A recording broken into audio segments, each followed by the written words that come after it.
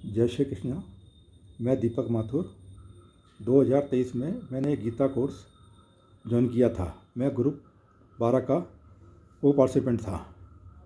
साथियों, चूँकि मैं एक बैंकिंग सेवा में रहा हूँ और मैंने समाज के विभिन्न वर्गों को और विभिन्न देश के विभिन्न स्थानों पर मैंने सेवा करी है, तो मुझे मालूम है कि मैं अपने आप को ज्ञानी समझता था कि इस कोर्स का मुझे कोई लाभ नहीं होने वाला। परंतु जब मैंने गीता कोर्स अटेंड किया तब मुझे मालूम पड़ा कि मैं अल्पज्ञानी हूँ।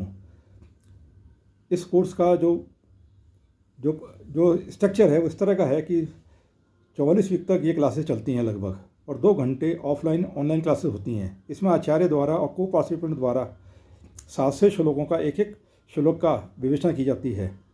हमें यह मालूम पड़ता है कि श्री कृष्ण भगवान ने अर्जुन से किस उद्देश्य के लिए, किस समय, क्यों कहा गया, उसका आज का हमारे जीवन में क्या प्रासंगिकता रखती है। जब हमें ये धीरे जब हम चर्चा करते हैं तो हमें समझ में आता है कि ये वास्तव में हम जो पढ़ते हैं और जो वास्तव में जो पढ़ते हैं स्वयं और जो चर्चा करते हैं उसमें बहुत ही अंतर है।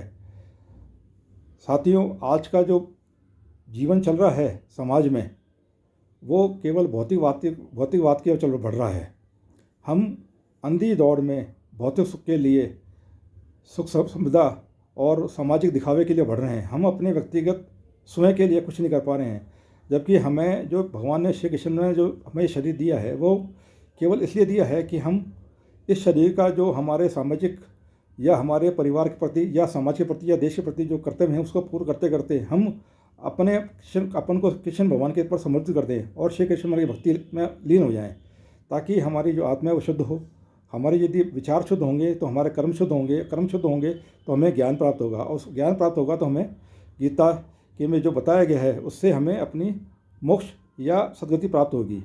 साथियों, बहुत अधिक ना कहते हुए मैं इतना कहूँगा कि इस कोर्स से मेरे व्यक्तिगत रूप से आत्मसंतुष्टि मिली है, आत्म शांति मिली है।